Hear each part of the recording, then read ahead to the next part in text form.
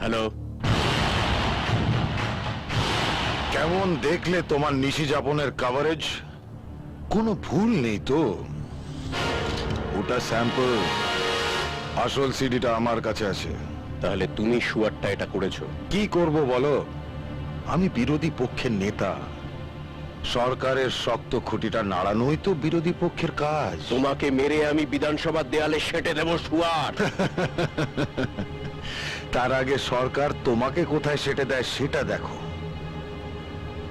আজ সব কটা নিউজ চ্যানেলে এটাই হবে সবচেয়ে বড় খবর, স্বরাষ্ট্রমন্ত্রীর নিশি যাপন।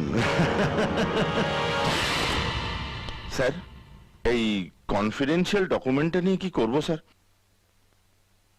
দ্বিতীয় হুগলি সেতুর মাথা থেকে মাঝ গঙ্গায় ফেলে দাও, আর ফাটাকেষ্টকে খবর দাও।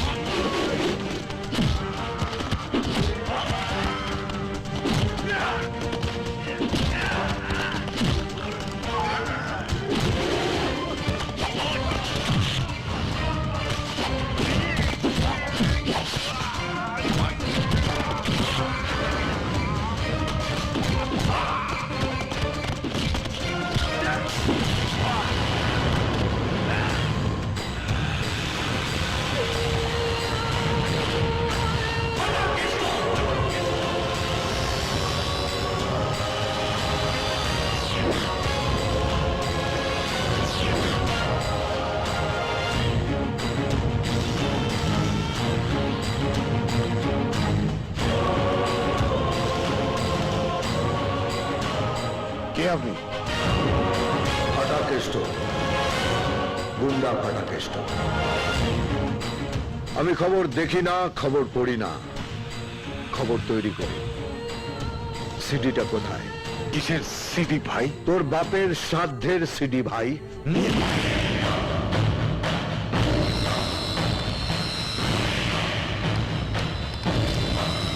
দিচ্ছি দিচ্ছি ভাই।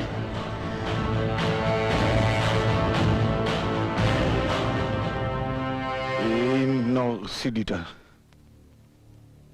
রণদেব পালের পছন্দ নয় এমন কোনো খবর দেখানো যাবে না, আর যে সেটা করবে সালা মারবো এখানে, লাশ পড়বে শ্মশানে।